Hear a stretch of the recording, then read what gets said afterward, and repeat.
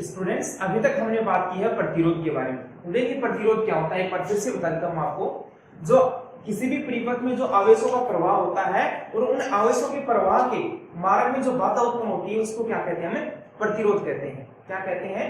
प्रतिरोध कहते हैं। अगर हम लोग क्या करते हैं, अलग अलग प्रकार के हमारे पास चालक है, जैसे अगर उनको हम क्या करते हैं, संयोजित कर देते हैं और संयोजित करने के बाद में क्या करते हैं, उनका तुल्य प्रतिरोध प्राप्त करते हैं। जैसे मैंने कोई परिपथ बनाया और उस परिपथ में मैंने क्या ले लिया, अलग अलग प्रकार के मेरे पास क्या ले चालक तार ले लिए और उन चालक तार से मैंने क्या बना लिया, परिपथ बना लिया। तो उस कंप्लीट जो पूरा जो परिपथ बनेगा हमारा, उसका जो संपूर्ण जो तुल्य प्रतिरोध होगा उसका क्या करेंगे हम लोग, उसको ज्ञात करेंगे कि हम किस तरीके से उसको ज्ञात कर सकते हैं। तो आप सबसे पहले हेडिंग डाल दीजिए प्रतिरोधों का संयोजन। इसमें हम पढ़ेंगे प्रतिरोधों का संयोजन। तो हेडिंग डाल दीजिए सभी लोग, प्रतिरोधों का संयोजन। देखिए अगर किसी भी चालक में हम लोग क्या कर सकते हैं, प्रतिरोधों को दो क्रम में जोड़ सकते हैं, चालक तारों को दो क्रम में जोड़ सकते हैं। एक तो किस तरीके से, जैसे मेरे पास ये कोई दो तार है, मेरे पास क्या है, दो तार है, इनका अलग अलग प्रतिरोध है। एक तो मैं किस तरीके से जोड़ सकता हूं, एक तो इनको क्या कर सकता हूं, एक तार को इस तरीके से, एक तार को इस तरीके से। इसका मतलब क्या, मैं श्रेणी में इनको क्या कर सकता हूं, जोड़ सकता हूं। किस क्रम में, एक तो श्रेणी क्रम में जोड़ सकता हूं और एक दूसरा क्या कर सकता हूं, मेरे पास अलग अलग तार है, क्या, जैसे एक इस तार को एक इस तार को, इसको क्या है, पैरेलल जो समांतर क्रम में इसको क्या कर सकता हूं, मैं इसको जोड़ सकता हूं। तो जो प्रतिरोधों का संयोजन होता है वो दो तरीके से कर सकते हैं। कौन सा? पहला तो कर सकते हैं श्रेणी क्रम संयोजन। कौन सा? श्रेणी क्रम संयोजन कर सकते हैं। और दूसरा कौन सकते हैं, दूसरा कौन सा कर सकते हैं, दूसरा अपना कौन सा, समांतर क्रम संयोजन। समांतर क्रम संयोजन। तो अब हम पढ़ेंगे कि समांतर क्रम में अगर संयोजन करते हैं किन्हीं भी प्रतिरोधों का, किन्हीं भी चालक तारों का अगर समांतर क्रम में क्या करते हैं, उनका संयोजन करते हैं, उनका तुल्य प्रतिरोध किस तरीके से ज्ञात करते हैं। इसी प्रकार हम बात करेंगे श्रेणी क्रम में जो संयोजन होता है तारों का, उनका तुल्य प्रतिरोध है वो किस तरीके से हम क्या करते हैं, ज्ञात करते हैं। तो सबसे पहले तो हम बात करेंगे किसके बारे में, श्रेणी क्रम संयोजन के बारे में। देखिए श्रेणी क्रम संयोजन में क्या होता है, श्रेणी क्रम संयोजन में ये होता है कि जैसे हमारे पास क्या है, अलग अलग लंबाई की मेरे पास तार है, ठीक है। तो उन तारों को क्या करते हैं, एक तार का जो दूसरा सिरा है वो जिसे हम इस तरीके से करेंगे। जैसे मेरे पास क्या है, देखो मेरे पास ये है, जैसे मेरे पास कोई ये तार है, ठीक है, इनका प्रतिरोध मुझे पता नहीं कि कितना कितना प्रतिरोध है, ठीक है। जैसे इसका मान लिया R1 प्रतिरोध है, इसका R2 मान लिया, इसका R3 मान लिया। इसको हम क्या करते हैं, वो एक श्रेणी क्रम में जोड़ते हैं। जैसे मेरे पास क्या है, ये 1 नंबर तार है, ये 2 नंबर तार है, ये 3 नंबर तार है। फिर वो क्या करते हैं, श्रेणी के रूप में क्या करते हैं, इनको संयोजित करते हैं। तो श्रेणी के रूप में संयोजित करने के लिए क्या करेंगे हम लोग, जैसे हमारा पहला परिपथ, जैसे हमारा पहला तार है, ठीक है, ये वाला तार है, इसका जो दूसरा भाग है, इसका जो दूसरा सिरा है वो दूसरे प्रतिरोध के पहले सिरे से, दूसरे प्रतिरोध के जैसे पहले सिरे से, इस दूसरे पहले तार का दूसरा सिरा दूसरे प्रतिरोध के पहले सिरे से क्या कर देते हैं, इसको जोड़ देते हैं यहाँ पे, ठीक है, इस तरीके से जोड़ देते हैं। इसी प्रकार दूसरे तार का दूसरा सिरा और तीसरे तार का पहला सिरा आपस में क्या कर देते हैं, इनको भी आपस में क्या कर देते हैं, हम लोग इनको भी आपस में संयोजित कर देते हैं, ठीक है। तो इस तरीके से जो तारों का हमें जो संयोजन प्राप्त होता है, इस तरीके से जो प्रतिरोधों का हमें जो संयोजन प्राप्त होता है, इसको क्या कहते हैं, हमें इसको कहते हैं श्रेणी क्रम संयोजन। क्या कहते हैं, श्रेणी क्रम संयोजन। इसका मतलब क्या है, जो हमारे प्रतिरोध है, जो चालक तार है, वो क्या है, एक दूसरे से क्या हुए, एक श्रेणी के रूप में जुड़े हुए हैं। किसके रूप में जुड़े हुए हैं, श्रेणी के रूप में जुड़े हुए हैं। और इसके लिए हम परिपथ पूर्ण करने के लिए क्या करते हैं, इसमें एक तो लेते हैं हम लोग बैटरी लेते हैं और एक क्या लेते हैं, कुंजी लेते हैं। क्या लेते हैं, कुंजी लेते हैं। और इस तरीके से हमारा क्या होता है, परिपथ है वो क्या करते हैं, हमें पूर्ण कर देते हैं, ठीक है। ये क्या होगा, अपना परिपथ हो गया। इस तरीके से इसमें धारा भरिए। इसका जैसे मान लिया मैंने, इसका प्रतिरोध R1 है, इसका प्रतिरोध जैसे R2 है और इसका प्रतिरोध मेरे पास क्या है, R3 है। जैसे मेरे पास ये बिंदु हो गया A, ये हो गया B, ये C और ये D, ठीक है। तो इस तरीके से मेरे पास क्या है, ये तीन प्रतिरोध वाले क्या है, चालक तार आपस में एक श्रेणी क्रम में क्या हुए हैं, जुड़े हुए हैं। तो अब क्या करता हूं मैं, अब यह करूंगा इस प्रोसेस में कि मैं इसको जानना चाहूंगा कि जो हमारे पास जो तुल्य हमारा जो प्रतिरोध है, जो हमारा परिपथ बना है, इसके द्वारा जो हमारा परिपथ बना है, इसका तुल्य प्रतिरोध कितना होता है, इसका तुल्य प्रतिरोध कितना होगा, उसके बारे में हम बात करेंगे कि किसी भी हमारे पास, जैसे हमारे पास अलग अलग लंबाई के चालक तार क्या है, एक श्रेणी क्रम में जुड़े हुए हैं, तो उनका हम लोग क्या कर सकते हैं, उनका तुल्य प्रतिरोध, उस पूर्ण प्रतिरोध, उस पूर्ण परिपथ का, जैसे यहाँ से A से D के मध्य में इसके यहाँ से ए से बी के मध्य में तुल्य जो प्रतिरोध हो इसका, इन सभी का प्रतिरोध मिलाकर कितना प्रतिरोध होता है, वही तो परिपथ का प्रतिरोध होगा। अगर हम तीनों के प्रतिरोध को हम आपस में मिला देते हैं तो वो क्या हो जाएगा, जो पूर्ण परिपथ होगा उसका प्रतिरोध हमें प्राप्त हो जाएगा। तो हमें क्या करना है, इस तुल्य प्रतिरोध का, हमें इस तुल्य परिपथ का जो है वो क्या करना है, हमारे को तुल्य प्रतिरोध हमारे को क्या करना है, ज्ञात करना है। तो देखिए ऐसी स्थिति में क्या होता है, श्रेणी क्रम में क्या होता है, जो हमारे पास जितने भी हमारे पास प्रतिरोध होंगे उनमें क्या होगा, उनमें जो धारा का मान होगा वो समान होगा। क्या होगा, इनमें धारा का मान समान होता है। इसमें देखिए इसमें क्या होता है, देखो सबसे पहले तो इसमें श्रेणी क्रम संयोजन हेडिंग डाल लीजिए सबसे पहले, ठीक है। और इसमें लिखिए पॉइंट वाइज कि देखो इसमें क्या है, जो हमारे पास चालक तार या तो फिर चालक तार बोल सकते हो या फिर इसको क्या बोल सकते हो आप, प्रतिरोध। चालक तार या प्रतिरोध का जो संयोजन होता है वो किसमें होता है, श्रेणी क्रम में होता है। संयोजन किसमें होता है, श्रेणी क्रम में होता है। संयोजन श्रेणी क्रम में होता है, एक श्रेणी के रूप में होता है, एक के बाद एक, एक से दूसरा जुड़ा हुआ, दूसरे से तीसरा जुड़ा हुआ, तो इस तरीके से क्या है, श्रेणी क्रम में मेरे पास क्या है, संयोजित है। तीसरी दूसरी बात क्या इसमें, इसमें जो हमारे पास जितने भी प्रतिरोध होंगे उन सभी में धारा का मान क्या होगा, समान होगा। सभी प्रतिरोधों में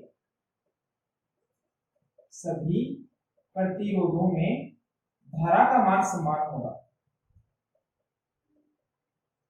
क्या होगा, धारा का मान समान होगा। उसी प्रकार हम बात करेंगे, जो हमारे जितने भी हमारे पास प्रतिरोध होंगे उनमें क्या होगा, विभवांतर का मान अलग अलग होगा। इसमें क्या होगा, सभी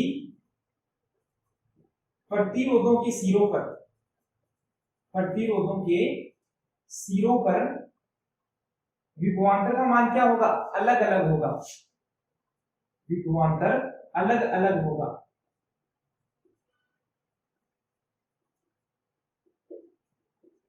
इसको उतार लीजिए सभी लोग, ये तीनों पॉइंट लिख लीजिए, उसके बाद में अपना ये क्या बना लीजिए, परिपथ बना लीजिए। अब हम बात करेंगे किस तरीके से हम इसका तुल्य प्रतिरोध हम लोग क्या कर सकते हैं, ज्ञात कर सकते हैं। तो एक बार इसको उतार लीजिए, तीनों पॉइंट उतार लीजिए साथ में, उतार लिया सभी लोगों ने। तो चलो अब बात करते हैं कि इसका जो परिपथ बना हमारा, उसका जो तुल्य प्रतिरोध होगा कौन कौन से बिंदु के मध्य, ए और बी के मध्य, वो कितना होगा वो हम ज्ञात करते हैं। देखो मान लेते हैं हम लोग, माना कि प्रतिरोध R1, R2 और R3 में क्या है, विद्युत धारा I प्रवाहित हो रही है। क्या करते हैं हम लोग, इसमें विद्युत धारा क्या करते हैं, I प्रवाहित करते हैं। और उसके अकॉर्डिंग हमारे पास जो विभवांतर, जो इनके सिरों पर जो विभवांतर होगा, R1 के सिरे पर जो हमारे को विभवांतर होगा वो V1 हो जाएगा, R2 पे V2 हो जाएगा और R3 पे V3 हमारे को क्या प्राप्त होता है, विभवांतर प्राप्त होता है। देखो इसमें क्या लिखा है, माना R1, R2 व R3, R1, R2, R3 में I धारा प्रवाहित करने पर, I धारा प्रवाहित करने पर इनके सिरों पर विभवांतर, सिरों पर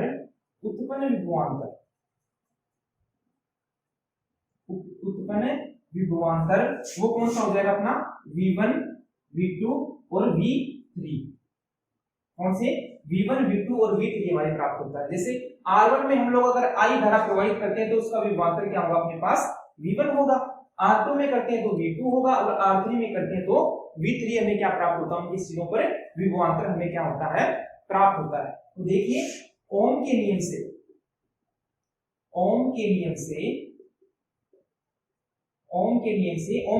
क्या है, देखिए ओम के नियम से है, R1 प्रतिरोध में I धारा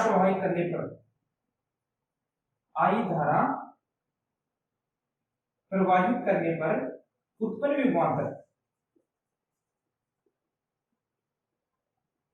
विभवांतर V1 बराबर क्या हो जाएगा, विभवांतर क्या है, R1 के लिए क्या है, विभवांतर V1। तो V1 क्या हो जाएगा, हम लोगों ने क्या पढ़ा है, ओम के नियम से क्या पढ़ा है, ओम के नियम से पढ़ा है V बराबर क्या होता है, IR होता है। तो हम किसके लिए कर रहे हैं, एक नंबर रेजिस्टेंस के लिए कर रहे हैं, एक नंबर प्रतिरोध के लिए कर रहे हैं ना। तो V1 बराबर क्या हो जाएगा, धारा का मान सभी के लिए क्या है, समान है। इस प्रतिरोध के लिए भी समान है, इसके लिए भी समान है और इसके लिए भी क्या है, समान है। तो V1 बराबर क्या हो जाएगा, IR1 हो जाएगा। इसको समीकरण 1 कह देते हैं, ठीक है। ये क्या हो जाएगा, समीकरण 1 हो जाएगा। इसी प्रकार हम बात करते हैं R2 के लिए। तो R2 के लिए R2 प्रतिरोध में I धारा प्रवाहित करने पर उत्पन्न विभवांतर V2 वो क्या हो जाएगा अपने पास I R2 हो जाएगा। इसको लिख लीजिएगा यहाँ पे, R2 प्रतिरोध में I धारा प्रवाहित करने पर उत्पन्न विभवांतर V1 बराबर क्या हो गया I R1 हो गया। इसी प्रकार R2 प्रतिरोध में I धारा प्रवाहित करने पर उत्पन्न विभवांतर V2 बराबर क्या हो जाएगा I R2। इसको समीकरण 2 कह दिया मैंने। इसी प्रकार हमारे पास वो कौन सा प्रतिरोध है तीसरा, तो तीसरा प्रतिरोध में जो ना तीसरा प्रतिरोध है उसमें I धारा प्रवाहित करने पर क्या होता है जो विभवांतर होता है V3 उसका मान कितना होता है हमारे पास I R3। इसको बोल देते हैं हम लोग समीकरण नंबर 3। तो ये क्या होगा अपने पास समीकरण 3 में क्या होती है प्राप्त होती है। अब हम बात करते हैं ये समीकरण 3 को प्राप्त होगी तो अब हम क्या करते हैं यदि बैटरी का विभवांतर क्या हो हमारे पास V हो, क्या हो यदि हमारे पास जो बैटरी लगाई हम लोगों ने यहाँ पे तो जो बैटरी का मान है अगर उसका मान क्या हो V हो उसका विभवांतर क्या हो, यदि बैटरी का विभवांतर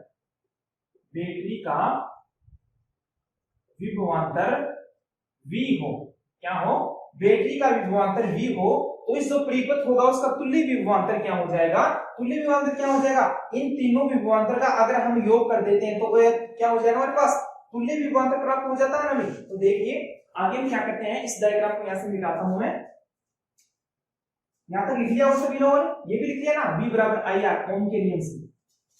तो देखो क्या है मेरे पास ये हुआ यदि बैटरी का विभवांतर V हो तो तुल्य विभवांतर तो क्या हो जाएगा तो परिपथ का तुल्य विभवांतर कितना हो जाएगा, तुल्य विभवांतर वो कितना हो जाएगा V बराबर कैपिटल V बराबर क्या हो जाएगा V1 plus V2 plus V3, क्या हो जाएगा V1 plus V2 plus V3। इसको मान लेते हैं समीकरण नंबर 4। अब हम क्या करते हैं इसमें क्या करते हैं V1 V2 V3 का मान किससे समीकरण 1 2 3 से इसमें क्या रख देते हैं V1 V2 V3 का मान रख देते हैं। अतः है समीकरण 1 2 3 व 4 से क्या समीकरण 1 2 3 4 से क्या करते हैं देखो V बराबर क्या हो जाएगा V बराबर क्या है एक का मान क्या है V1 बराबर क्या है I R1 है ना, तो देख लीजिए I R1 प्लस V2 बराबर क्या है V2 बराबर है I R2 प्लस V3 बराबर क्या है V3 बराबर हमारे पास I R3, क्या है I R3। तो देखो इसमें क्या है इसमें देखो V बराबर क्या हो जाएगा I सभी में क्या है समान है ना, तो इसको क्या ले लेते हैं कॉमन ले लेते हैं I को। तो यहां से I को क्या लेते हैं हम कॉमन लेते हैं और कोष्टक में क्या हो जाएगा अपने पास R1 plus R2 plus R3, क्या हो जाएगा R1 plus R2 plus R3। ये बात सबको समझ में आई हो गया इतना यहां तक। अब देखिए अभी तक हम लोगों ने क्या पढ़ा है, अभी तक हम लोगों ने पढ़ा है ओम के नियम से क्या पढ़ा है, ओम के नियम से पढ़ा है V बराबर I R, क्या V बराबर I R। किसी परिपथ के लिए जो विभवांतर होता है वो किसके बराबर होता है, वो धारा और जो प्रतिरोध होता है उसके गुणनफल के बराबर होता है, सबको पता है ना। तो V की जगह में क्या लिख सकता हूँ IR लिख सकता हूँ ना, लिख सकता हूँ IR। तो V पर की जगह क्या लिख दिया मैंने IR, तो बराबर इसके क्या हो जाएगा इसके बराबर होता है I कोष्टक में R1 plus R2 plus R3। इतनी बात होगी, आ गया सभी को समझ में। V बराबर क्या लिख दिया मैंने IR लिख दिया और V की जगह क्या लिख दिया मैंने IR लिख दिया, यहाँ पे हो गया इतना। ये V बराबर IR किसके द्वारा आया, ये आया अपना ओम के नियम से। इसके आगे लिख सकते हो आप ओम के नियम से, ओम के नियम से। इतना आ गया सभी को समझ में। तो I से I यहां से क्या हो जाएगा कैंसिल आउट हो जाता है और हमारे पास क्या आता है R बराबर क्या आता है R1 plus R2 plus R3, क्या आता है R1 plus R2 plus R3। इसका मतलब क्या है ये जो हमारा R है जो इसमें क्या है R है वो क्या है संपूर्ण परिपथ का क्या है तुल्य प्रतिरोध है, क्या हमारे पास तुल्य प्रतिरोध है। तो इससे क्या सिद्ध होता है, इससे यह सिद्ध होता है कि अगर हम लोग किसी परिपथ में अलग अलग प्रतिरोधों को अगर हम क्या करते हैं श्रेणी क्रम में जोड़ते हैं, क्या करते हैं, श्रेणी क्रम में जोड़ते हैं तो परिपथ का तुल्य प्रतिरोध उन सभी प्रतिरोधों के योग के बराबर होता है। क्या?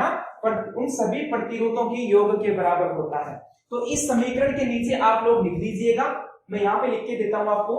क्या लिखना है हमें लिखना है कि जब हम किसी परिपथ में प्रतिरोधों का संयोजन अगर श्रेणी क्रम में करते हैं, क्या करते हैं, प्रतिरोधों का संयोजन हमें क्या करते हैं, श्रेणी क्रम में करते हैं, तो उस परिपथ का तुल्य प्रतिरोध किसके बराबर होगा, उस परिपथ का तुल्य प्रतिरोध सभी प्रतिरोधों के क्या होगा, योग के बराबर होता है। तो ये क्या हो जाएगा अपना समीकरण नंबर कितना हो गए, 5 हो गया। और ये समीकरण नंबर 5 ही क्या है अपना, समीकरण 5 ही क्या है, परिपथ का तुल्य प्रतिरोध है। यहां लिख लीजिए समीकरण 5 ही परिपथ का तुल्य प्रतिरोध है। परिपथ का तुल्य प्रतिरोध है। इससे नीचे लिखना आप सभी को, ठीक है, इससे नीचे लिखेंगे समीकरण 5 ही परिपथ का तुल्य प्रतिरोध है। ठीक है, इतना लिख लिया। अब इसके नीचे लिखेंगे अतः इससे यह सिद्ध होता है, इससे स्पष्ट होता है कि, स्पष्ट होता है कि यदि, क्या स्पष्ट होता है, यदि किसी परिपथ में, यदि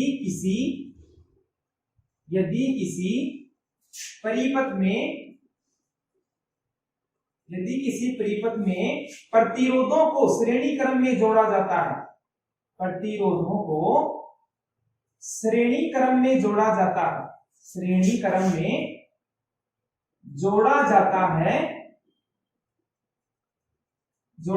है, तो उस परिपथ का तुल्य प्रतिरोध, परिपथ का तुल्य प्रतिरोध किसके बराबर होता है, तुल्य प्रतिरोध किसके बराबर होता है, सभी प्रतिरोधों के योग के बराबर होता है। तुल्य प्रतिरोध सभी प्रतिरोधों के योग के बराबर होता है, सभी प्रतिरोधों के योग के बराबर होता है। किसके बराबर होता है, सभी प्रतिरोधों के योग के बराबर होता है। इस स्थिति में जब किसी परिपथ में हम क्या करते हैं, प्रतिरोधों को एक श्रेणी के रूप में क्या करते हैं, जोड़ते हैं, तो उस प्रतिरोध, उस जो हमारे पास परिपथ प्राप्त होता है उसका तुल्य प्रतिरोध हमें क्या प्राप्त होता है, उसका तुल्य प्रतिरोध उस परिपथ में उपस्थित सभी प्रतिरोधों के योग के तुल्य होता है। तो ये बात होती है श्रेणी क्रम संयोजन में। अब हम इसका एक उदाहरण लेके बात करते हैं कि हमारे पास किस तरीके से हमारे को प्रश्न दिया जाएगा और उसका उत्तर हमें पूछा जाएगा। तो पहले मैं नोट करता हूं एक क्वेश्चन, ये तो उतार लिया होगा सभी लोगों ने, चलो वेरी गुड। तो देखिए इस तरीके से हमारी बुक में एक उदाहरण दिया गया है जो क्या कहता है, 3 ओम 4 ओम 5 ओम के प्रतिरोध किसी परिपथ में श्रेणी क्रम में जुड़े हैं। इस संयोजन को एक 6 वोल्ट की बैटरी से क्या कर दिया जाता है, जोड़ दिया जाता है। तो आपको क्या करना है, प्रत्येक प्रतिरोध में धारा का मान ज्ञात करना है और प्रत्येक प्रतिरोध की सिरों पर विभवांतर ज्ञात करना है। तो सबसे पहले तो हम क्या करते हैं, इन जो प्रतिरोध है उनको क्या करते हैं, श्रेणी क्रम में जोड़ते हैं। देखो इसमें क्या है, 3 प्रतिरोध दिए गए हैं। एक तो प्रतिरोध दिया गया है कितने ओम का, 3 ओम का प्रतिरोध दिया गया है। ये तो क्या अपने पास 3 ओम का प्रतिरोध है। एक हमारे पास क्या है, 4 ओम का प्रतिरोध है। कितने ओम का, 4 ओम का। और एक हमारे पास दिया हुआ है 5 ओम का, हमारे को क्या दिया हुआ है, एक प्रतिरोध दिया हुआ है। और ये क्या कह रहा है, यह जो है वो क्या है, श्रेणी क्रम में संयोजित है और इसमें वो एक 6 वोल्ट की बैटरी से क्या कर देते हैं, हमें जोड़ देते हैं। जो हमारे पास बैटरी दी है उसका जो विभवांतर दिया गया है वो कितना हमारे पास, उसका 6 वोल्ट है। कितना है, 6 वोल्ट है। और इस तरीके से हमारा क्या होता है, ये परिपथ तैयार किया गया है। अब हमें करना क्या है, अब हमें इसने क्या कहा है कि प्रत्येक प्रतिरोध में धारा, ये जो प्रतिरोध है उनमें प्रत्येक में क्या करना है, धारा का मान क्या करना है, ज्ञात करना है। तो देखिए आप सबको पता है कि क्या होता है कि जब भी श्रेणी क्रम में हमारे पास क्या है, प्रतिरोध जुड़े होते हैं तो उन सभी में धारा का मान क्या होता है, समान होता है। क्या होता है, धारा का मान समान होता है। तो सबसे पहले तो हम बात करते हैं कि उस ये जो प्रतिरोध अपना जो प्रतिपथ बना है उसमें तुल्य प्रतिरोध कितना है। तो सबसे पहले तो इसका हल देख लीजिए आप लोग। हल में क्या करेंगे, सबसे पहले तो हम इसका तुल्य प्रतिरोध ज्ञात करते हैं।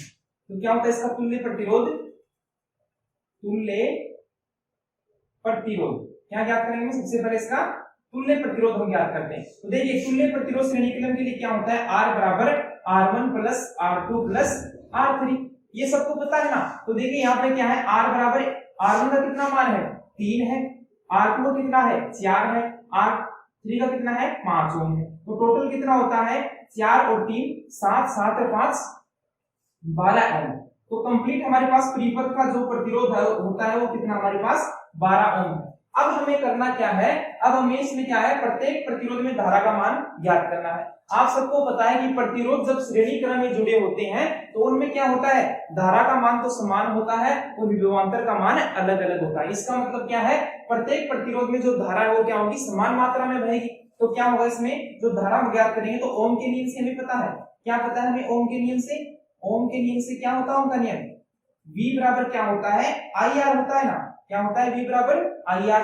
V दिया हुआ है, R दिया हुआ, तो इसके आसानी से हम क्या कर सकते हैं, क्या कर सकते हैं? I का मान ज्ञात कर सकते हैं। देखिए I बराबर क्या हो जाएगा?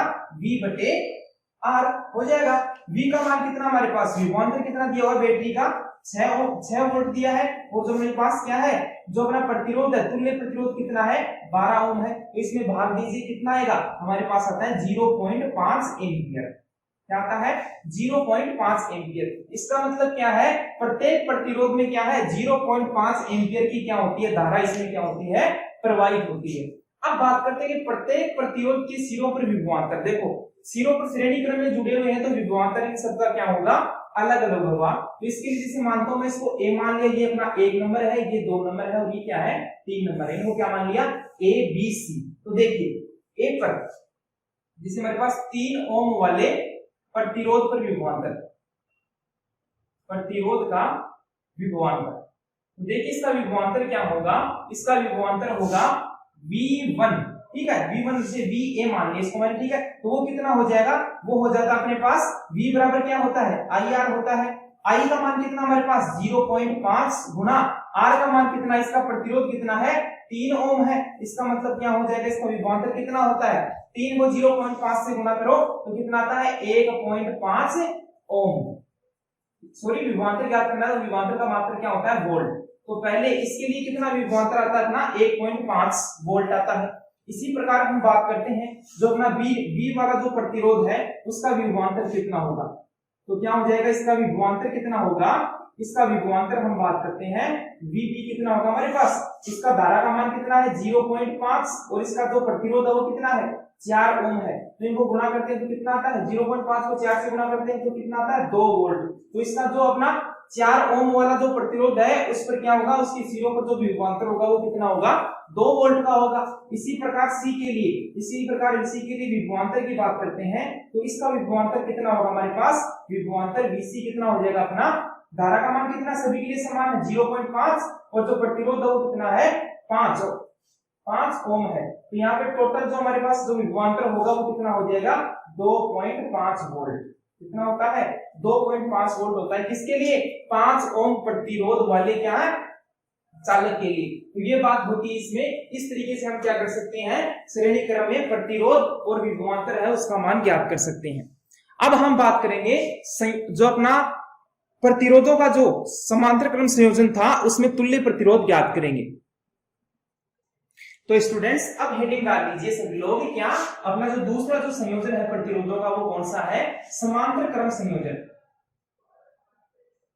समांतर क्रम संयोजन। देखो अभी तो हम लोगों ने क्या पढ़ा था? श्रेणी क्रम संयोजन, जिसमें था एक प्रतिरोध को दूसरे प्रतिरोध के सिरे से जोड़ते हुए क्या कर रहे थे? हम परिपथ तैयार कर रहे थे। अब हम क्या करेंगे? इसमें क्या करेंगे हम लोग? जो हमारे पास जो प्रतिरोध होंगे उनके क्या करते हैं? जैसे मेरे पास क्या है? 3 प्रतिरोध है जैसे, ठीक है, इस तरीके से प्रतिरोध है तो इनके सिरों को क्या करते हैं? ये क्या मेरे प्रतिरोध, ये इस तरीके से मेरे क्या है? प्रतिरोध है। ये तीनों क्या है? अलग अलग मेरे पास क्या है? प्रतिरोध है। ये है R1 जैसे, ये हो गया अपना R2 हो गया, ये जैसे हो गया अपना R3। तो इन तीनों जो प्रतिरोध है इनके सिरों को क्या करते हैं? परिपथ में किसी एक बिंदु से क्या होते हैं? जुड़े हुए होते हैं। ठीक है, ये इस बिंदु पर जुड़े हुए तीनों प्रतिरोधों के सिरे, इसी प्रकार से ये इस बिंदु पर क्या हुए हुए हैं? जुड़े हुए हैं। ठीक है, और इस तरीके से हम क्या करते हैं? अपना प्रतिरोध, अपना जो परिपथ है वो क्या करते हैं? पूर्ण करते हैं। ये क्या अपना कोई परिपथ है। ठीक है, इतनी बात होती है। इसमें क्या होता है, जो अपने प्रतिरोध होते हैं वो क्या करते हैं, एक दूसरे के समांतर स्थित होते हैं और उन्हें क्या करते हैं, किसी एक बिंदु पर एक दूसरे से क्या होते हैं, वो जुड़े हुए होते हैं। जैसे ये C हो गया, ये D हो गया, तो ये C बिंदु पर क्या करते हैं, इनका एक सिरा जुड़ा हुआ है और D बिंदु पर इनका क्या हुआ है, एक सिरा इनका क्या हुआ है, जुड़ा हुआ है। तो ये है कोई अपना क्या है, परिपथ है जिसमें जो अपने प्रतिरोध है R1 R2 R3 वो क्या है कि समांतर क्रम में संयोजित है। तो देखिए ऐसे इस प्रकार से जब भी हमारे वो क्या होते हैं, हमारा जो प्रतिरोध आपस में जुड़े हुए होते हैं, तो इनमें क्या होता है, इनमें ये होता ये है कि इन सभी में क्या होता है, जो विभवांतर होता है उसका मान तो सभी के लिए क्या होता है, समान होता है। क्योंकि देखो यहाँ से जो बैटरी से जो विभवांतर जाएगा वो क्या करता है, यहाँ जाके तो सब में बट रहा है, यहाँ जाके तो यहाँ तक तो सभी में सेम था विभवांतर, बैटरी की जो वोल्टेज थी वो सभी के लिए समान है यहाँ पे, और यहाँ पे जाके क्या हो रही है, यहाँ पे जाकर वो बट रही है, तीन भागों में बट रही है। इसका मतलब क्या है, विभवांतर तो इनका क्या है, समान है, तो इनका विभवांतर तो इसका भी V है तो इसका भी V है और इसका भी क्या है, V है। ये तो क्या है इनका विभवांतर। जैसे बात करें धारा की, तो धारा देखो यहाँ से जा रही है, क्या कर रही है, धारा जा रही है, जिसमें धारा का मान क्या होता है, अलग अलग होता है। क्या होता है इनमें, धारा का मान अलग अलग होता है। जैसे I1 हो गई, ये हो गया अपना I2 हो गया, ये हो गया अपना I3 हो गया। तो I2 I1 I2 I3 ये अलग अलग क्यों है, क्योंकि ये प्रतिरोध भी तो अलग अलग है। जिसका प्रतिरोध कम होगा उसमें धारा ज्यादा जाएगी, जिसका प्रतिरोध कम होगा उसमें धारा क्या हो जाएगी, ज्यादा जाएगी, और जिसका प्रतिरोध ज्यादा होगा उसमें कम जाएगी। इसके लिए क्या होता है, इसमें जो धारा है उसका मान क्या होता है, अलग अलग होता है। तो ये हमारे पास इस तरीके का जो संयोजन में प्राप्त होता है वो कौन सा होता है, समांतर क्रम संयोजन होता है। तो इसमें देखिए कुछ पॉइंट लिखिए पहले। देखिए इसमें क्या करेंगे, इसमें देखो जो प्रतिरोध होते हैं, प्रतिरोध जो क्या होते हैं, प्रतिरोध समांतर क्रम में क्या होते हैं, संयोजित होते हैं, समांतर क्रम में संयोजित होते हैं। क्या होते हैं, जो प्रतिरोध होते हैं वो क्या होते हैं कि समांतर क्रम में संयोजित होते हैं, एक दूसरे की समांतर स्थिति पर क्या होते हैं, संयोजित होते हैं। अब देखिए प्रत्येक प्रतिरोध के लिए, प्रत्येक प्रतिरोध के लिए, प्रत्येक प्रतिरोध के लिए जो धारा का मान है, धारा का मान अलग अलग होता है, धारा का मान अलग अलग होता है, अलग अलग होता है। क्या है, जो धारा का मान है अपना वो क्या है, अलग अलग है सभी प्रतिरोधों के लिए। R1 के लिए अलग होगा, जैसे I1 है, R2 के लिए I2 है और R3 के लिए क्या है, I3 है। इसी प्रकार क्या है, प्रत्येक प्रतिरोध के लिए, प्रत्येक प्रतिरोध के लिए जो विभवांतर है, इनके सिरों पर जो विभवांतर उत्पन्न होगा वो क्या है, समान है। प्रत्येक प्रतिरोध के लिए विभवांतर क्या है, समान होता है। इन सभी के लिए क्या है, विभवांतर क्या है, समान है, ये बात होती है। तो अब हम बात करते हैं ओम के नियम से। ओम के नियम से क्या है, ओम के नियम से R1 प्रतिरोध में बहने वाली धारा क्या हो जाएगी, तो देखिए ओम के नियम से R1 प्रतिरोध में प्रवाहित धारा, R1 प्रतिरोध में प्रवाहित धारा, उसमें प्रवाहित धारा जो I1 है उसका मान कितना हो जाएगा। ओम के नियम से हम लोगों ने क्या पढ़ा है, ओम के नियम से हमने पढ़ा है V बराबर IR, ठीक है। इसमें क्या करना है, धारा का मान ज्ञात करना है, तो I बराबर क्या हो जाएगा, इसलिए क्या हो जाएगा, क्योंकि V बराबर IR इसलिए क्या हो जाएगा, I बराबर V बटे R, क्या हो जाएगा, V बटे R हो जाएगा। तो R1 प्रतिरोध में प्रवाहित धारा क्या हो जाएगी, जो हमारा विभवांतर है वो सभी के लिए किसका मान क्या है, समान है, और पहले के लिए क्या अपना R1 प्रतिरोध क्या है, R1। ये हो गया समीकरण नंबर 1। इसी प्रकार हम बात करते हैं R2 प्रतिरोध में, R2 प्रतिरोध में प्रवाहित धारा, R2 प्रतिरोध में प्रवाहित धारा कौन सी है, I2, उसका मान कितना होगा, V बटे R2। ये हो गया समीकरण नंबर 2। इसी प्रकार R3 प्रतिरोध में प्रवाहित धारा, प्रवाहित धारा वो क्या है, I3, उसका मान कितना हो जाएगा, उसका मान हो जाएगा अपना V बटे R3। ये हो गया समीकरण नंबर 3। क्या हो गए, समीकरण नंबर क्या हो गया, 3 हो गया। अब देखते हैं हम, यदि हमारे पास जो परिपथ है उसमें जो तुल्य धारा थी वो क्या है, आई है, उसमें क्या है, यदि परिपथ की तुल्य धारा, परिपथ की तुल्य धारा आई है, क्या है, परिपथ की तुल्य धारा आई है। इसका मतलब क्या है, परिपथ में जो पूर्ण धारा बह रही है वो क्या है, आई है। तो आई भी किसमें बटी हुई है, 1 2 3 में। अगर इन तीनों आई के मानों को तीनों को मिला दूं तो क्या हो जाएगा, परिपथ की तुल्य धारा आ जाएगी ना, इस परिपथ में बहने वाली धारा आ जाएगी ना। तो क्या हो जाएगा, आई बराबर क्या होता अपना, I1 plus I2 plus I3। क्या आता हमारे पास, I1 plus I2 plus I3। तो इसमें क्या करते हैं, इसको मान लेते हैं हम लोग यहाँ समीकरण नंबर 4। ये क्या होगा अपना समीकरण नंबर 4। तो अब देखिए समीकरण 4 में क्या करते हैं हम लोग, समीकरण 1 से I1 का, समीकरण 2 से I2 का और समीकरण 3 से I3 का मान किसमें रखते हैं, समीकरण 4 में रखते हैं। तो देखिए समीकरण 1 2 3 व 4 से, समीकरण 1 2 3 व 4 से देखिए क्या होता है, I बराबर क्या होता है हमें प्राप्त, I बराबर क्या होता है, I1 का मान कितना है, V बटे R1, V बटे R1 प्लस I2 का मान कितना है, V बटे R2 प्लस I3 का मान कितना है, I3 का मान है V बटे R3। ये मान हमें क्या होता है, प्राप्त होता है। अब देखिए इसमें क्या होता है, तो क्या हो गई अपनी V बराबर, I बराबर क्या हो जाएगा, V बटे R1 V बटे R2 और V बटे R3। तो अब देखिए आगे हमें पता है ओम के नियम से हम लोगों ने क्या देखा है, ओम के नियम से क्या होता है, इस जो परिपथ होगा उसमें तुल्य धारा कितनी होगी, ओम के नियम से, किसके नियम से, ओम के नियम से। तो देखिए ओम के नियम से हम लोगों ने क्या पढ़ा है, ओम के नियम से, तो क्या हो जाएगा, ओम के नियम से पूरे परिपथ के लिए क्या हो जाएगा, I बराबर क्या हो जाएगा, V बटे R, क्या हो जाएगा, V बटे R हो जाता है। इतनी बात हो गई। देखो अब आगे क्या करते हैं हमें, आगे आप देखो यहाँ पर क्या करते हैं, तो देखिए आगे क्या होगा इसमें, यहाँ पे लिख देता हूं चलो मैं, आगे क्या है देखो इसमें, I बराबर हमारे पास क्या है, I बराबर है V बटे R1 प्लस V बटे R2 प्लस V बटे R3। अब इसमें क्या करते हैं, V सभी में क्या है समान, हम इसको क्या कर लेते हैं, कॉमन ले लेते हैं। तो क्या हो गया, V कॉमन हो गया, बटे में क्या हो गया 1 प्लस R1 प्लस 1 बटे R2 प्लस 1 बटे R3 हो गया इतना। चलो अब देखो हमने क्या लिखा था, ओम के नियम से क्या है, V बराबर IR है ना, तो I की जगह हम लोग क्या लिख सकते हैं, V बटे R लिख सकते हैं ना। तो V की जगह क्या लिख दिया हमने, V बटे R लिख दिया और आगे क्या कर दिया, V 1 upon R1 plus 1 upon R2 plus 1 upon R3 हो गया इतना। चलो बढ़िया, अब देखो V से V कैंसिल हो गया कैंसिल, तो क्या हो जाएगा 1 upon R is equal to क्या हो जाएगा 1 upon R1 plus 1 upon R2 plus 1 upon R3।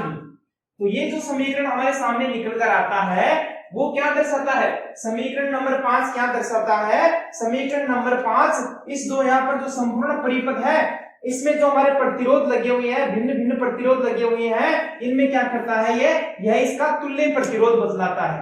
क्या बताता है, इसका तुल्य प्रतिरोध बताता है। अब देखिए इससे आगे कुछ पॉइंट और लिखते हैं, तो लिख लीजिए इसको सभी को, यहां से मिटा देता हूं एक बार, तो इससे नीचे लिख लीजिएगा, इससे नीचे क्या लिखेंगे, समीकरण 5 से क्या स्पष्ट होता है, समीकरण 5 से स्पष्ट होता है, यहां तक लिख लिया सभी लोगों ने। तो देखो अब क्या है, जो समीकरण 5 है वो हमारा क्या बताता है, समीकरण 5 यह बताता है कि क्या बताता है समीकरण 5, पहले तो लिख लीजिए समीकरण 5 ही क्या है, समांतर क्रम संयोजन, समांतर क्रम में संयोजित प्रतिरोधों का क्या है, तुल्य प्रतिरोध है। क्या है, तुल्य प्रतिरोध है। कौन सा, ये वाला समीकरण 5 है वो क्या दर्शाता है, यह जो हमारे पास परिपथ है इसमें सभी जो हमारे पास क्या है प्रतिरोध है उनका क्या है, तुल्य प्रतिरोध है। तो देखिए एक पॉइंट और इसमें लिख लीजिए, एक पॉइंट और क्या लिखेंगे कि जो परिपथ है उसका जो तुल्य प्रतिरोध है, परिपथ के तुल्य प्रतिरोध का व्युत्क्रम या फिर तुल्य प्रतिरोध है वो क्या है, अलग अलग प्रतिरोधों के तुल्य अलग अलग प्रतिरोधों के व्युत्क्रम के योग के बराबर है। क्या है, अलग अलग प्रतिरोधों के व्युत्क्रम के योग के बराबर है। तो देखिए इसमें लिखिए, इसमें क्या है, समांतर क्रम में संयोजित, समांतर क्रम में संयोजित प्रतिरोधों के समूह है।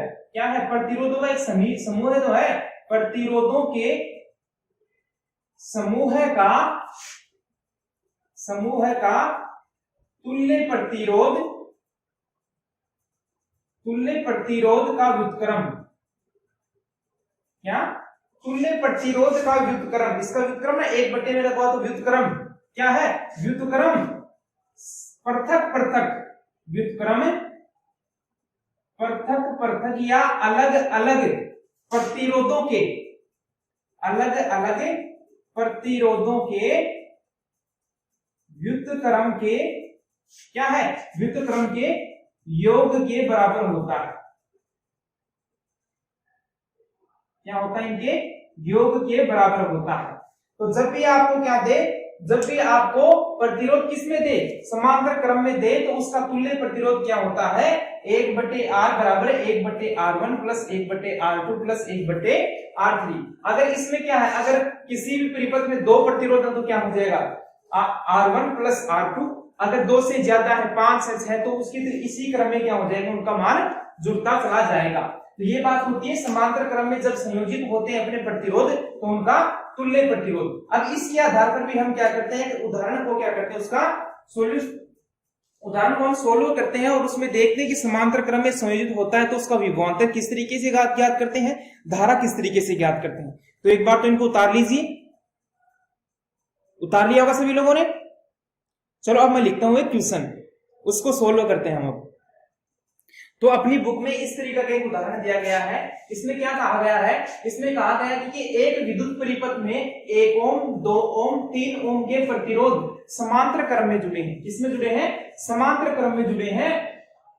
यदि संयोजन को 6 वोल्ट की बैटरी से जोड़ देते हैं तो निम्न ज्ञात कीजिए। क्या क्या ज्ञात करना है हमें, संयोजन का तुल्य प्रतिरोध ज्ञात करना है, परिपथ में धारा ज्ञात करनी है और प्रत्येक प्रतिरोध में हमें क्या करना है, धारा ज्ञात करना है। तो सबसे पहले तो हम इसका क्या कराते हैं कि इसका क्या बनाते हैं, परिपथ बनाते हैं। देखो इसमें क्या है, हमारे पास 3 प्रतिरोध दिए गए हैं। एक तो कितने ओम का है, एक तो है 1 ओम का, दूसरा हमारे पास दिया गया है 2 ओम का, ठीक है, और एक हमारे को दिया गया है तो कितने ओम का, 3 ओम का। कितने ओम का दिया हुआ है, 3 ओम का। तो इस तरीके से हमें 3 प्रतिरोध दिए हैं और बता रहा है कि वो क्या है कि श्रेणी क्रम में आपस में क्या हुए हैं, जुड़े हुए हैं। क्या है, श्रेणी क्रम में क्या है वो, श्रेणी का नहीं, समांतर क्रम में क्या है, जुड़े हुए हैं तथा वो 6 वोल्ट की बैटरी से क्या है, जुड़े हुए हैं। क्या है, 6 वोल्ट की बैटरी से एक परिपथ में क्या है, जुड़े हुए हैं। ठीक है, ये बात होती है। ये बात किसने बताई है, ट्यूशन ने बताई है। चलो 6 वोल्ट की बैटरी से क्या हुए हैं, जुड़े हुए। अब हमें क्या करना है, अब हमें सबसे पहले तो करना है संयोजन का तुल्य प्रतिरोध ज्ञात करना है। क्या, एक आप हल देख लीजिए, किसका हल देखते हैं, उत्तर देखते हैं ए का। तो इसमें ए में क्या कहा है, संयोजन का तुल्य प्रतिरोध। जैसा कि अभी हमने पढ़ा कि संयोजन का तुल्य प्रतिरोध क्या होता है, समांतर क्रम में 1/r बराबर 1/r1 plus 1/r2 plus 1/r3 ये होता है, सभी को पता है। तो लिख लीजिए इसमें 1/r बराबर r1 का मान कितना दिया, इसमें 1 ओम दिया है, ठीक है, प्लस r2 का मान कितना है, 2 ओम है, प्लस r3 का मान कितना है, 3 ओम है। इनको हल कीजिए, इसका लघुत्तम ये कितना है, इसका लघुत्तम 6 आ गया। 6 में इसका भाग दीजिए, 6 एकम 6 गुना 1 6 प्लस इसमें भाग दिया 2 3 6 3 एकम 3 को 1 से गुणा किया कितना आया 3 प्लस 3 का भाग दिया, इसमें कितनी बार गया 2 बार, 2 को 1 से गुणा किया कितना है हमारे पास 2। इस तरीके से हमारे पास क्या आते हैं, इसको जोड़ लीजिए, 6 और 3 9 9 और 2 11 11/6 ये ओम है। इसका जो तुल्य प्रतिरोध होता है कितना, 1/r बराबर हमारे पास क्या प्राप्त होता है, 11/6 ओम हमें क्या होता है, प्राप्त होता है। और इसका प्रतिरोध देखें हम लोग, तो प्रतिरोध अगर इसको उल्टा करते हैं तो इसका भी क्या हो जाएगा, उल्टा हो जाएगा, तो 6/11 ओम हमारे पास क्या प्राप्त होता है, उसका तुल्य प्रतिरोध प्राप्त होता है। ठीक है, संयोजन का जो तुल्य प्रतिरोध है वो कितना है, 6/11 ओम है। ठीक है, अब बात करनी है हमें परिपथ में धारा ज्ञात करनी है। क्या करनी है, परिपथ में धारा। तो बी का हल देखिए, बी में क्या कहा गया है, परिपथ में धारा। देखो परिपथ में क्या है, विभवांतर दिया गया है, हमारे पास प्रतिरोध दिया गया है, तो धारा आसानी से निकाल सकते हैं। जैसा कि हमें पता है ओम के नियम से क्या होता है, V बराबर IR होता है। तो I बराबर क्या हो जाएगा, V/R हो जाएगा, सबको पता है। तो I का मान क्या हो जाएगा, V का मान कितना है इसमें, 6 वोल्ट है।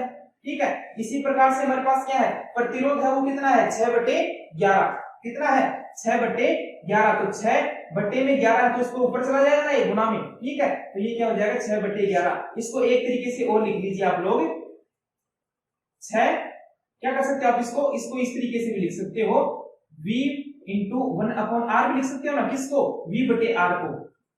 V/R को क्या लिख सकते हो, V इंटू 1/R भी, इसको ऐसे भी तो लिख सकते हो ना, ऐसे लिख सकते हो इसमें। तो V का मान कितना है इसमें 6 और 1/R का मान कितना आया था हमारे पास, 11/6। कितना आया था, 11/6। इसको हल कीजिए, 11 से 11 के 6 से 6 के कितना बचा, 11 एम्पीयर इसमें। तो इसमें धारा कितनी बहती है, इसमें धारा बह रही है हमारे पास कितनी, 11 एम्पीयर धारा। कितनी धारा बहती है इसमें, 11 एम्पीयर धारा हमारे पास क्या हो रही है, इसमें बह रही है। अब हम बात करते हैं, इसने पूछा है सी का पूछा है, सी में क्या पूछा है इसने कहा कि प्रत्येक प्रतिरोध में धारा ज्ञात कीजिए। क्या, प्रत्येक प्रतिरोध में भी क्या करना है, धारा ज्ञात करना है। तो सबसे हम पहले बात करते हैं 1 ओम वाले प्रतिरोध में, 1 ओम प्रतिरोध में प्रवाहित धारा। देखिए कितनी धारा उससे प्रवाहित होगी, प्रवाहित धारा उसका मान कितना हो जाएगा, I1 का, क्या I1 का मान कितना हो जाएगा, I1 का मान हो जाएगा V/R1 हो जाएगा ना, V/R1। तो V का मान कितना है हमारे पास, V का मान कितना है, देखिए V का मान कितना हो जाएगा हमारे पास, 6 ओम है। तो 6, प्रतिरोध कितना है इसका 1, तो कितना हो जाएगा 6 एम्पीयर धारा बहेगी इससे। इसी प्रकार हम करते हैं बात 2 एम्पीयर की, 2 ओम के लिए प्रतिरोध के लिए धारा कितनी हो जाएगी, I2 का मान कितना हो जाएगा, V का मान कितना है 6 वोल्ट है। इसमें क्या है, प्रतिरोध कितना इसका 2 है, तो उसमें कितनी धारा बहेगी, 3 एम्पीयर बहेगी। ठीक है, इसी प्रकार हमारे पास 3 ओम वाले प्रतिरोध का जो क्या हो जाएगा हमारे पास प्रवाहित धारा, इसमें I3 का मान कितना हो जाएगा, अपना क्या विभवांतर का मान कितना 6 है, और जो प्रतिरोध है उस तीसरे का वो कितना है 3 है। तो भाग दीजिए इसमें कितना आता है 2 ओम, 2 एम्पीयर सॉरी। तो इस तरीके से हम क्या करेंगे, हमारी बुक में जो क्वेश्चन दिए वो हमने हल किए हैं। इस तरीके से अगर हमें अपनी परीक्षा में भी क्वेश्चन पूछे तो उसको आसानी से हम हल कर सकते हैं। समांतर क्रम के लिए भी कर सकते हैं और श्रेणी क्रम के लिए भी कर सकते हैं। तो समांतर क्रम के लिए क्या तुल्य प्रतिरोध क्या होता है, 1/R बराबर 1/R1। जितने भी हमारे पास प्रतिरोध होंगे उनको क्या करते जाएंगे, 1/R1 1/R2 1/R3, कितने भी आगे 1/R4 1/R5 1/R, ठीक है, उनको जोड़ते जाएंगे। इसी प्रकार श्रेणी क्रम में क्या करते हैं, श्रेणी क्रम में तो जो प्रतिरोध दिए होते हैं R बराबर R1 plus R2 R3 R2, जितने भी हमारे पास हैं उनको क्या करते जाएंगे, हम जोड़ते जाएंगे। तो इस तरीके से होती है बात किसके बारे में, किसी भी परिपथ में तुल्य प्रतिरोध ज्ञात करने के बारे में। 2 तरीकों से किया हमने, श्रेणी क्रम में और समांतर क्रम में।